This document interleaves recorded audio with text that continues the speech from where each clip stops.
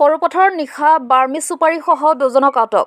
গোলাঘাটৰ সৰুপথাৰৰ নিশা আৰক্ষীৰ নাকা তালাচীত সৰুপথাৰৰ নলনী পথাৰৰ পৰা AA01 NC 6343 নম্বৰ এখন বাহনৰ পৰা কেঁচা তামোলৰ বস্তাৰ মাজত 17 বস্তাকৈ বাৰ্মি চুপাৰী জব্দ কৰি সৰুপথাৰ আৰক্ষীয়ে লগতে দুটা সৰবৰাহকাৰীক আটক কৰে। আটকাধীন দুই সৰবৰাহকাৰী হৈছে মৰিগাঁও জিলাৰ লাহৰীঘাটৰ ছাদ্দাম হুছেইন আৰু নজৰুল ইছলাম।